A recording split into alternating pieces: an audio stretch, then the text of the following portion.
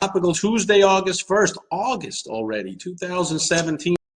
Steve Sipress here. As always, I start out my daily video by sharing my Rhino of the day. And today it is this one, hand-carved, made in Kenya, solid wood Rhino. Very cool, with a humongous tall horn. Not to scale, but very cool part of my collection. I think I might even have a couple of these. I got about 10 or 15 wooden carved rhinos. They're very cool. I like them a lot. That's the Rhino of the day. Let's get to a Topical Tuesday. You know, I seen the news today. Donald Trump is doing one of these theme weeks that he's done before, and it's called the American, I forget what it's called. Something to do with America's Great Week or whatever. And he was talking, I saw something on the news today, I just caught it real quick in the morning. It was something about, he was thanking, I just saw a clip of it, he was thanking Linda McMahon, the head of the Small Business Administration or whatever it's called, for like great work with small business owners. And then in the next breath, he started talking about how the stock market is at record gains, record numbers, whatever. And I'm like, you're kidding me, right? Like, small business owner. I am a small business owner. I work with small business owners. I love small business owners. I know lots of small business owners. I've helped thousands of small business owners over the years. None of them is listed on the New York Stock Exchange.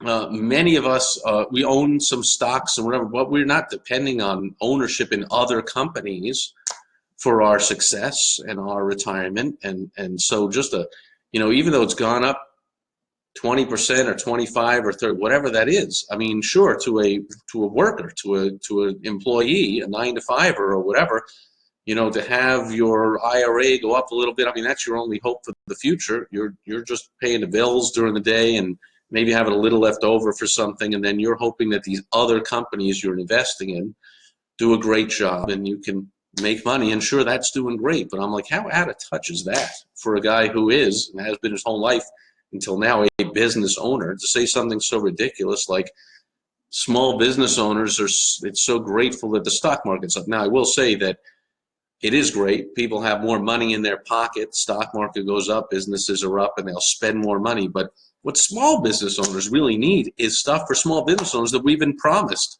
all along for a couple of years since Trump started running, is lower taxes and less regulation. Now, sure, he's done away with a bunch of regulation like Dodd-Frank and TPP and the Paris Accord and lots of crap, but Obamacare is still sitting there, and somehow the Republicans and or Trump, if you really think he's really a Republican, but whatever, they are so bad at getting their message out that suddenly now polls are showing that a majority of Americans think Obamacare is a good thing. Like, you must be kidding me. Certainly not a majority of small business owners. It's certainly not a majority of doctors who have their own practice. They all know they're getting killed by the thing. And so where is that? That still exists? You're kidding me. And through all the flubbing and blubbing of this whole administration for the first few months, no matter what they try and tell you, oh, sure, things are great, no case here, nothing to see, move along. Like, is there going to be tax cuts? Is there going to be tax reform? Like we were promised this time. Remember Paul Ryan, we're definitely going to get done in the first 100 days. Well, you know, it's been more than 100 days. It's been like more than 6 months. And for all the flubbing and bubbing that they can't even repeal Obamacare, like the worst piece of legislation in our lifetime, and unanimously every Republican talking about repealing this thing, and now they can't even repeal it. So what can they do? Can this government, only half the government in the Congress is even functioning, right? The Democrats refuse to do anything. Trump is barely functioning, you know, to get anything done or build any confidence or whatever. So here's the deal. Small business owners, we all know that even though the economy has been terrible for the last 10 years, and now even though it seemed like we're going to get some relief, some lower taxes, some significant lessening of regulations to free up business, that might not be happening. So you know what? It's the same thing that I've been talking about and many successful business leaders have been talking about for 10 years is you cannot depend on or wait for the government to do anything, that our success is up to us. So it doesn't matter. You see how it doesn't matter who's in office. Even a guy who is an entrepreneur, a business person who says, I'm going to help small business, not doing it. Big business, sure, booming and loving it and all that. And he always talks about the factories and the 30,000 jobs and the big company deals. And like, where's the deal for us? Small business owners, not there. So number one, we're on our own. Number two, the topic for today's video, this major sign of weakness, is this propensity, this somehow morbid need for weak salespeople and weak business owners, and now weak politicians, where they're always, all politicians do it all the time, is to overpromise and underdeliver. Like, that just sucks. Cut it out. Don't do it. This is the difference between, from what I see in my observation and working with salespeople and being business owner or salesperson for whatever 40 years or so, is it's all about the short-term gain that comes from overpromising. Okay, when you overpromise, you get some great feedback.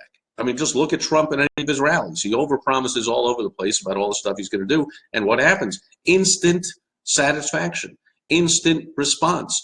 Trump, build a wall, this, that, lock her up, all the stuff he said he was going to do doesn't get done. I'm going to do this on day one. I'm going to do that. Nothing, these Republicans, I'm going to repeal Obamacare for 7 years. They've been talking about. Then they get the chance. They don't do it. So it's all this rah rah. I'm going to do it. Everyone cheers and rahs, and the same happens for a salesperson. When someone says, how soon can I get this, and you say, it'll be here in 3 days, and it won't be there in 3 days. But what happens? Instant satisfactory response. Wow, that's awesome. Your competition can't get it here that fast. You're great. So it's this weakness where the weak salesperson, business owner, politician, whomever, has this need for instant gratification to overpromise. But what happens? In the long term, since you overpromise, you're going to underdeliver. In the long term, which is what matters, of course, is you're going to get crapped on for the crap that people perceive that you're delivering based on what you promised. So you got to do the opposite, right? If someone says, how soon can I get this, and it's a week, if you're really strong, you say, should be here within 10 days. And then you have to take the brunt of the initial reaction, which will be negative, of them going 10 days. Your competition gets it here in like a week or so. What's up with that? Blah, blah, blah. Well, I'll give it a shot. I can try. Sometimes it'll be better, but just plan on 10 days, and I'll do my best, and we'll see what happens. Then, when it comes in 7 days, lo and behold, what's their reaction going to be? Wow, this is fantastic. It's earlier than you said. You're great. You over-delivered. So you got the crap up front, the negative reaction up front, but you're strong enough to take that in person. And then later on, get the phone call or the email, hey, I got my thing, thanks. And it's certainly not as strong as the, wow, 3 days, you're awesome, up front for the overpromiser. The overpromiser gets the strong up front. So a weak salesperson, a weak business owner, now you see a weak politician, lives for that upfront, instant, positive reaction, and therefore overpromises all kinds of stuff. And we ought to know that even with an entrepreneur in the White House and supposedly an all-Republican Congress that can pass the things that he wants, but everyone, if you've been following me at all, or the weekly podcast that I've been co-hosting for over 70 episodes now with my partner Everett Farnell, called Lessons Learned from Donald Trump Podcast, where we talk about business lessons learned by the way he's conducting himself as a politician.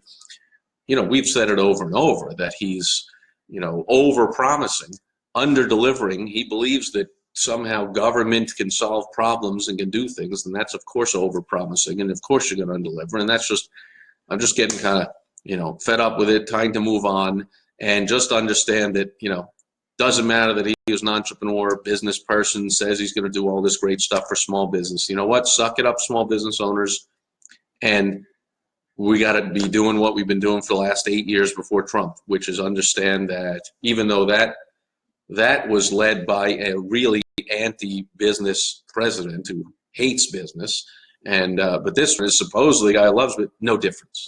We're on our own. We're going to wake up every morning. We're going to put our big boy pants on, and we're going to take the right steps, put the right strategies and tactics into place to ensure or give the best chance to our success.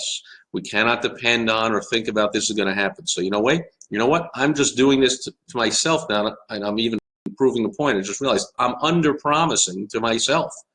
And therefore, if anything happens, it's a bonus. It'll be an over-deliver. If somehow this ridiculous Republican Party, which is more ridiculous than I ever thought it was before, they can't even tie their own shoes, they can't get anything done, for crying out loud, if they can somehow pass tax reform so you don't have to pay hundreds of dollars and spend tons of hours just preparing your darn taxes, for crying out loud. Why do we even have to send in a tax return at all, first of all? I mean, they know what we made. They got a copy of the W-2s and the 1099s and the whatever. Why don't they just tell us, here's what you made, here's what we took out of it, here's what you get back, whatever. But okay, it's got to be a simple thing. If this is, if this combination of this president and this Congress can't simplify tax returns, can't lower the tax burden, especially on small business owners, because we all know the rich and the big corporations paid people big money to get through every loophole and take advantage of everything, and they got all the lobbyists getting them all the breaks and the sweetheart deals and whatever, and we just get screwed. So you know what? No difference from the anti-president to the supposed anti-business president to the supposedly pro-business president. We're small business owners. We're on our own. Suck it up. Let's get it done. That's it for Topical Tuesday for today. Off my soapbox. Be back tomorrow with Wisdom Wednesday. As always, at the end, I see that Dog is here. Brian, Jim, thanks for joining. Thanks for the like, Dog. And if you agree, disagree, put a comment in there. If you like me, hate me, whatever it is, I'm all fine with that. You're not going to hear me over-promising just because I need some positive feedback to feed my ego in a moment and then destroy my reputation by under-delivering later. I'm into that. As we see, unfortunately, the example coming out of Washington, D.C. that apparently loves that. So, resign ourselves, small business owners, to this is just the way it is, and like it's been for the 8 years before, our success is purely up to us. Nobody is on our side. Nobody is helping us. It's not happening unless we make it happen. And you know what? We like it that way. So the heck with anyone helping us or cutting the taxes or regulations or get rid of all kinds of crazy stuff to unleash us and let us go and help us out. The heck with that. We're small business owners. We're entrepreneurs. We're going to do it ourselves. And if you want someone on your team to help you do it or just someone to talk to or connect with or whatever, connect with me. If you're a small business owner, I love you. I love what you're doing. I love the risk you're taking, the hours you put in, the effort, the passion you have.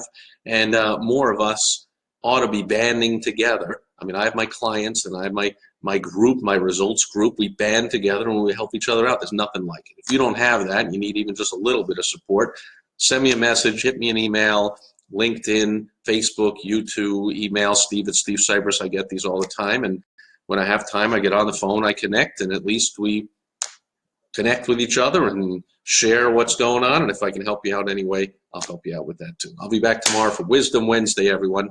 Thanks for being here today, and I will see you.